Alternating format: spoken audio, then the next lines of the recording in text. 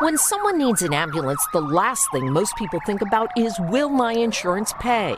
That's what happened to Dave Ross when his son went to the doctor in excruciating pain and was sent by ambulance to a hospital in Framingham, Massachusetts. I was going to owe, the balance of $2,400, whatever the insurance company wasn't going to pay. And how far was the ride? It was 1.7 miles. His son's feared punctured lung turned out to be a pulled muscle, but Ross was stuck with a big bill because the ambulance was out of his insurance network. I was in shock at first, thinking, well, this must be a mistake. How could they possibly charge this outrageous amount? In Framingham and more places across the country, ambulance services are contracted out, meaning when you dial 911, it could be a private, for-profit company that responds. It's a growth field. People in the for-profit world looking for good investment see ambulance services as a really lucrative area to get into. American Medical Response, the provider in Framingham, is the nation's largest private ambulance company and says the company is in network with multiple insurance companies in numerous communities. NBC News checked and found it's covered by about half of the health insurance companies in Massachusetts.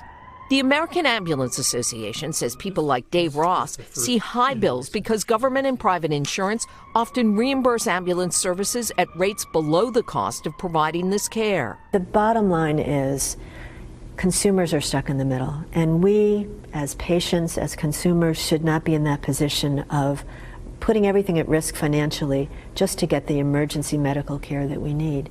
To reduce such bills, advocates say negotiate with your insurer, notify state regulators, and appeal to the ambulance services. Ross did, and AMR cut his bill to $1,600, an amount he still found too high.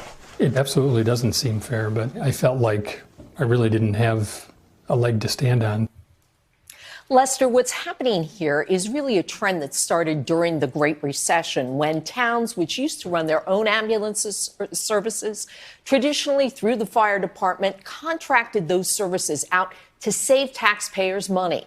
But it can leave individuals footing very hefty bills. And of course, in an emergency, you're not often thinking how much. You just want help now. Right. All you want is your loved one to be taken care of. Yeah. Hey, NBC News fans, thanks for checking out our YouTube channel. Subscribe by clicking on that button down here, and click on any of the videos over here to watch the latest interviews, show highlights, and digital exclusives.